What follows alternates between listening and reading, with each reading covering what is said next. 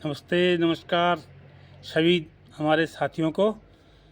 मैं जगदीश बहुगुणा उत्तराखंड चमोली आदि बद्री से। साथियों, बहुत दिनों से मैंने अपनी स्वरचित कविताएं आप तक नहीं पहुंचाई थी, सो मैं आज आप तक अपनी कविता पहुंचा रहा हूं।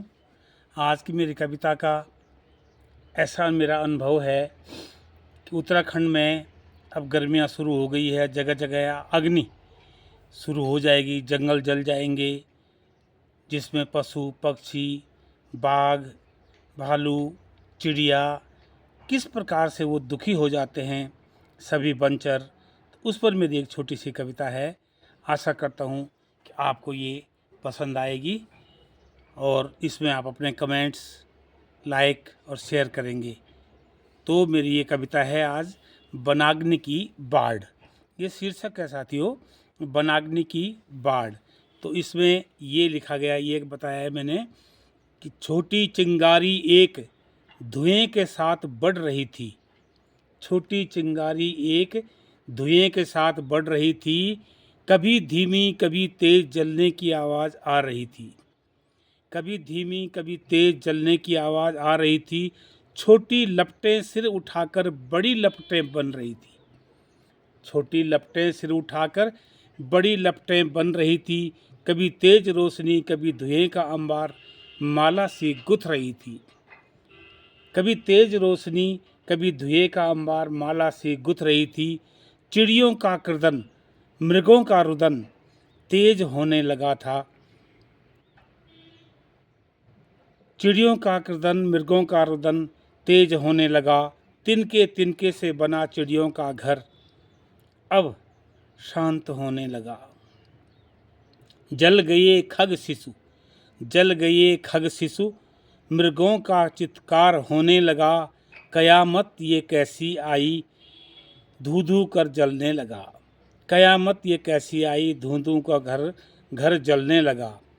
उड़ना था आसमां की ऊंचाइयों में, उड़ना था आसमां की ऊंचाइयों में, राख बनकर रह गए वनाग्नि की गहराइयों में। मृग शिशु विचरण कर रहे थे धधकती आग में, व्याघ्र शिशु भी मर रहे थे जलती धधकती आग में। वन संपदा चीड़ बांझ भी खाक हुए जा रही थी। घर उजड़ते देखकर मृगणी भी करा रही थी। घर उजड़ते देखकर मृगणी भी करा रही थी। काश घटा बरस जाती, बुझ जाती ये आग। काश घटा बरस जाती, बुझ जाती ये आग। तेज होती लपटें थम जाती, जाग जाते सबके भाग। कहाँ गए वन देवता, क्यों जगाई झूठी आस। कहाँ गए वन देवता, क्यों जगाई झूठी आस। आग में झुलसे बच्चे पड़े थे माताओं के पास। दम तोड़ चुके खग मृग अब शांत हो चुके थे। अब बुझी तब आग तो दर्शक भी अशांत हो चुके थे।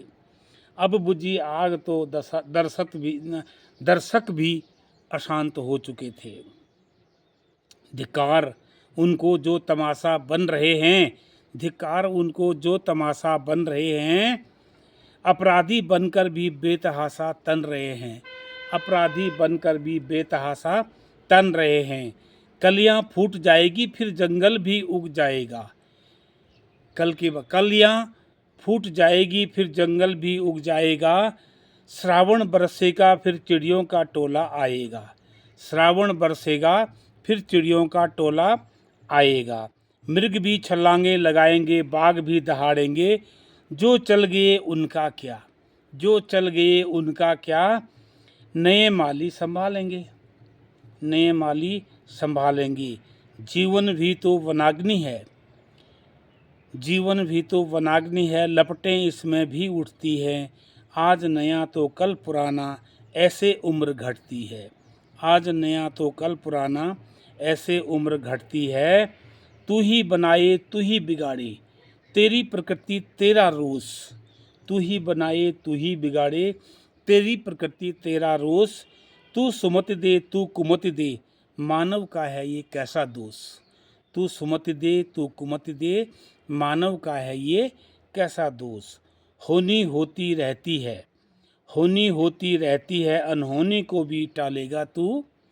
होनी होती रहती है, अनहोनी को भी टालेगा तू। तेरी प्रकृति तेरा मानव अब संभालेगा तू। तेरी प्रकृति तेरा मानव अब संभालेगा तू। तो साथियों, ये था मेरी एक छोटी सी कविता, आप तक मैंने पहुंचाई है। और साथियों, ये हमारे उत्तराखंड में जब जंगलों में आग लगती है तो उस समय में चाहे बहुत ही खूंखार बाघ क्यों नहीं है, चाहे उड़ती हुई चिड़िया क्यों नहीं है, चाहे चहकते फुदकते मृग ही क्यों नहीं है, जब सबके साथ ये बीतती है तो उन पर क्या बीतती होगी, क्या स्थिति होती होगी वो, कि जहाँ उन्होंने एक एक तिनका करके घोंसला बनाकर अपने बच्चों को रखा था, जहाँ मृगों ने अपने मांद में मृगों ने अपने एक ठिकाने पर अपने बच्चे उनके फुदक रहे थे, जहाँ शेर बाघ भालू ने अपनी गुफा में अपने बच्चे रखे थे, तो वो सब खाक हो जाते हैं। तो ये प्रकृति में जब इंसान छोटी सी गलती करता है और बाद में तब पछताता है, तो प्रकृति में क्या है, आज बन जलेगा कल फिर उगेगा, ये तो होता रहेगा। तो इन्हीं बातों के साथ मैं आपसे क्षमा चाहता हूँ। आप अपने इसमें कमेंट दें, इस कविता को अच्छे लगे तो आप शेयर भी करें और लाइक भी करें।